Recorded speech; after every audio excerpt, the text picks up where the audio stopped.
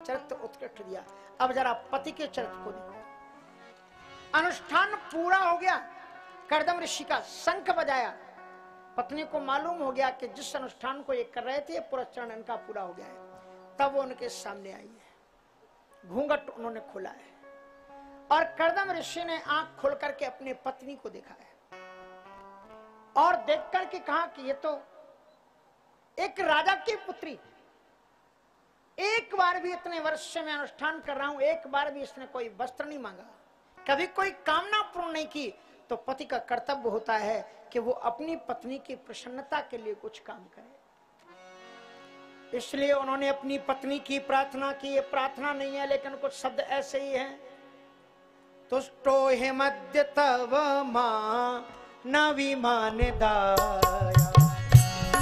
मध्य तव मां न विमान दाया, शुश्रूषया परमया परया च भक्त्या, शुश्रूषया परमया परया च भक्त्या, यो देहि नामयमति श्रहते स्वदेवो, यो देहि नामयमति श्रहते स्वदेवो, नावेक्षिता नावेक्षिता समुचिता छपितुं नावेक्षिता समुचिता छपितुं मदर्थे। हे देवी तुष्टो हमति, मैं आज आपकी इस सेवा भावना से तुष्ट हूँ, प्रसन्न हूँ। कभी कभी तो खुश होकर के पत्नी को भी धन्यवाद दे दिया करो ना। श्रीमान जी दूसरे के घर में गए और वहां बड़े सुंदर भोजन बना था, कढ़ी बनी थी, कढ़ी खाई तो प्रशंसा करते, भाभी जी आपने तो इतनी सुंदर कढ़ी बनाई है, कैसी हमने कभी खाई ही नहीं। और बगल में पत्नी जी बैठी हुई थी, वो देख रही थी, कहा घर चलो फिर बताएंगे। और जब घर आए तो झगड़ा शुरू, बहुत लट्टू हो रहे थे, आपने पहले कभी ऐसी कढ़ी नहीं खाई। इसलिए घर को अगर लड़ाई झगड़े से बचाना है तो कभी श्रीमती जी से भी कह दिया करो भोजन में बहुत अच्छा बना है, वाह क्या सुंदर, फिर आपको दूसरे दिन और भी अच्छा मिलेगा। अब तुम हरदम ही काल भैरव बन करके पत्नी के सामने बैठे रहो, कहां से तुम्हारी सेवा। इसलिए थोड़ा सा संयोजन बनाना पड़ता है। ऐसे थोड़ी गृहस्थ एक तपोवन है, इसमें पति पत्नी दो ही तो आधार है। तुष्टो है मध्य, अपनी पत्नी ने साधना की है, परिश्रम किया है, इतना बड़ा तुम्हारा घर, तुम केवल 8 घंटा काम करके आते हो, पत्नी पर धौंस जमाते हो, तुम कुछ करते नहीं हो। वो बेचारी 24 घंटे लगी रहती है। तुम्हारे ऑफिस का काम तो 8 घंटे में पूरा हो जाता है, लेकिन स्त्रियां घर में इतना काम करती हैं कि 24 घंटे उनका काम पूरा नहीं होता।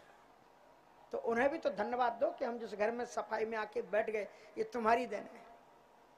तुष्टो है मध्य तब मानवी मानदाया, हे मानदा अमानी मानदा सम, जो अपने सम्मान का ध्यान न देकर के दूसरों को ही सम्मान देता रहे। उन्होंने कहा तुम राजपुत्री थी लेकिन तुमने अपने शरीर पर कोई ध्यान नहीं रखा, हमारी भावना का कदर करते हुए जो आपने मान दिया है उससे मैं बहुत संतुष्ट हूँ।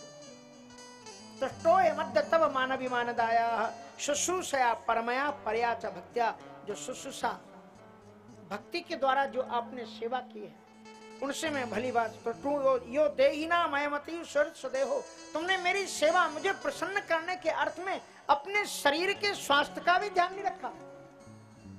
धन्य देवी, मैं आपसे बहुत प्रसन्न हूँ। नावेक्षता सोचता छपतुम मदर थे।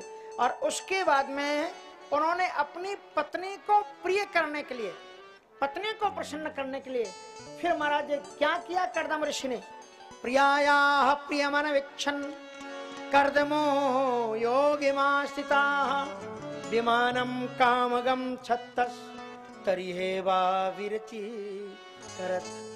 एक कामक नाम का विमान तैयार किया जिसमें समस्त कामनाएं पूर्ण हो जाए। सर्व काम दुखम दिव्यम सर्वरत्न समन्वितम सर्वधर्युपचयोदरकम मणिस्तंभैरुपस्कृतम। सर्व काम दुखम, जो कामना करो हर एक चीज उसमें उपलब्ध थी। मणि वैदुर्य जवाहरात से जड़ी हुई जो मणि स्तंभ थे, वहां पर सुंदर भित्तिकाएं थी, भिन्न भिन्न प्रकार के भवन थे। रसोई घर में जाओ तो जो कामना करो सारी चीजें अपने आप बनी हुई तैयार मिली। मनोरंजन कक्ष अलग थे, विहार के बगीचे थे, स्विमिंग पूल वगैरह की सबकी व्यवस्था थी। हमारा ये जो बाद में तमाम विमान बनाए गए ना, ये सब इसी विमान की कल्पना से बनाए गए। श्रीमद् भागवत के इस विमान को उन लोगों ने पढ़ा कि जहाज के अंदर में भी सारी चीजें उपलब्ध हो सकती हैं, इसलिए उन जहाजों में आज जो समुद्र के अंदर जहाज चल रहे हैं, जिसमें महीने महीने भर तक के लोग सैर करते हैं, वो इसी जहाज की एक परिकल्पना है। ये श्रीमद् भागवत की देन है। श्रीमद् भागवत ने वाल्मीकि रामायण में और शास्त्रों और पुराणों ने जितना दुनिया को दिया है, इतना किसी भी धर्म ग्रंथ ने किसी को नहीं दिया। सनातन धर्म में वैज्ञानिकता के आधार पर लोगों को सब कुछ दिया है। उस विमान पर पत्नी से बैठने के लिए कहते हैं, लेकिन फिर भी पत्नी जब प्रसन्न दिखलाई नहीं पड़ी। असल में क्या होता है, कुछ लोगों की आदत होती है कि वो अकेले में ही खा करके मौज करते हैं। आदत होती है कि बंद कमरे में खा करके उन्हें बड़ा अच्छा लगता है। और जो साधु संत प्रकृति के होते हैं वो बांट करके खाते हैं, समाज के बीच में खाते हैं। जब उन्होंने प्रसन्न नहीं देखा, सोचा ये अकेली है, प्रसन्नता का अनुभव नहीं हो रहा है, तो उन्होंने तपस्या के आधार पर शांता सस्वे समस्ता शतानी दश कन्या 1000 कन्याओं को सर्वा किशोर वयसो ददर्शोत्पल गंधया, सभी किशोरावस्था की कन्याओं को उन्होंने जो कमल सदृश सुगंधि से आवासित थी, ऐसी हजारों कन्याएं उस सरोवर से निकली और उन्होंने हाथ जोड़ करके देवहूति से प्रार्थना की। ताम दृष्ट्वा सहसोत्थाय प्रोचु प्रांजले स्त्रियाः वयम कर्म करिष्टुभ्यम साधिना करवाम किम, हम सभी आपकी किंकरी हैं, आज्ञा करो देवी, हम आपकी क्या सेवा करें। फिर उन्होंने अंगराग लगाया है, स्नान कराया है, देवहूति जी की वेणुमाला उनको गुथी है और उसके बाद दिव्य विमान से उनकी यात्राएं हुई। तो पत्नी को अपने घर में केवल चूल्हे चक्की में ही मत लगाए रखो दिन रात। कभी कभी उनसे कहो कि बड़ा अच्छा हुआ अपने आश्रम में ही कथा हो रही, पहले तो सुना था ये वृंदावन में हो रही है, अब यहीं पर साध्वी जी ने कथा रखी हुई है, साध्वी अमृता देवी जी ने, तो चलो कम से कम खाना पीना तो लगा ही रहेगा, अब तुम जाकर के टाइम से कथा सुनो। कुछ तो समय दो पत्नियों के लिए, नहीं तो कहो ये कथाएं तो होती रहेंगी, बाबाओं को काम क्या है, कथा ही करना है इनको, और तुम्हें ज्यादा कथा सुनना है तो चली जाओ उन्हीं के साथ में, ऐसे बोलते हैं घर के लोग। 2-4 कथाएं आप सुनो लगातार कंटिन्यूअस, तो घर के लोग आपको एक सर्टिफिकेट दे देंगे, पागल क्या। और हमारे बनारस में पागल का बड़ा अर्थ है, जो पागल सो पागल, जो उसको पा गया वही पागल होता है। इस भक्ति के जगत के अपने ही कुछ लक्ष्य हैं, हमें पागल ही रहने दो, हम पागल ही अच्छे हैं। इसलिए जो पागल, जो भगवान को पा गया, उसी का नाम पागल है। तो इस प्रकार से उन्होंने कभी कभी अपनी पत्नी को, अपने बच्चों को जब छुट्टी का टाइम हो तो श्रीमद् वृंदावन धाम ले जाओ, चित्रकूट ले जाओ। कभी चित्रकूट गए कि नहीं गए, जाकर के देखो क्या आनंद है। भगवान राम वहां पर 11.5 वर्ष रहे, तो देखना तो चाहिए कैसा है वह चित्रकूट।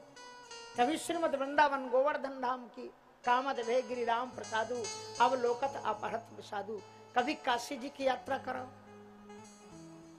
इसलिए महाराज कर्दम ऋषि ने अपनी पत्नी देवहूति के साथ में उस दिव्यतम विमान में यात्राएं की है।